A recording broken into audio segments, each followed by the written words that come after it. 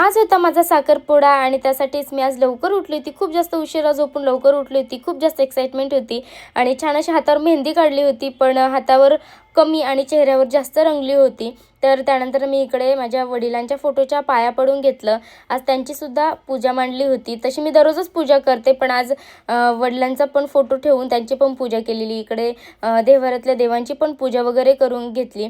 म्हणजे काही शुभ काम करण्याच्या अगोदर म्हटलं सगळ्यांचा आशीर्वाद घेऊन निघावा. तर त्यासाठीच आज मी जिथे राहते तर तिथले ग्रामदैवत आहे, तर त्यांच्यासुद्धा पाया पडायला मंदिरात गेलेली कार्यक्रमाला जायच्या अगोदर. कार्यक्रमाला खूपच जास्त उशीर झाला होता, कारण टाईम होता 12चा आणि मी 12 वाजता मेकअपला बसली होती. घरातून निघायला थोडासा उशीर झाला होता, पण तिथे पण जरा तयारी चालू होती. त्यानंतर मग आतमध्ये एंट्री झाली आणि इकडे पूजेला बसायचं असतं, तर त्यावेळी पूजेला वगैरे बसली. आणि असं कधी झालंय का, जे व्यक्तीचा कार्यक्रम आहे तीच व्यक्ती कार्यक्रमाला नाही? तर हो, माझ्या बाबतीत तर असंच झालं.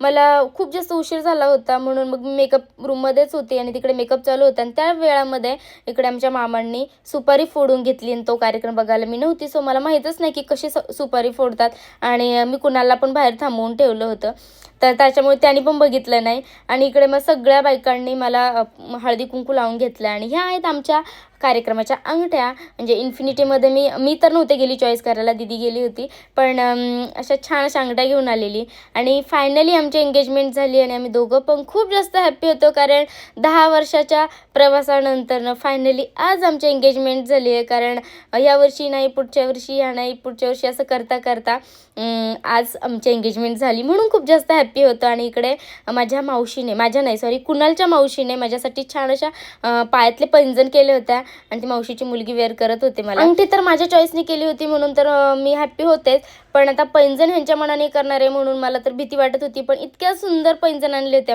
कुणालच्या मावशीने, म्हणजेच आता त्या माझ्या पण मावशी झाल्या. त्यानंतर मग कार्यक्रम झाला, जेवण वगैरे झालं. भरपूर गोष्टी ब्लॉगमध्ये घ्यायच्या राहिल्या, कारण मोबाईल स्विच ऑफ झाला होता, कोणी घेत नव्हतं वगैरे, त्याच्यामुळे ते राहून गेलं. पण त्यानंतर कार्यक्रम संपल्यानंतर आम्ही घरी आलो आणि मग सगळ्या लोकांच्या पाया पडण्याचा कार्यक्रम सुद्धा झाला. काही जण स्वतः बळच पाया पडून घेत होते आणि काही जण पाया पण पडून देत नव्हते, पण आज मला सगळ्यांच्याच पाया पडायचं होतं.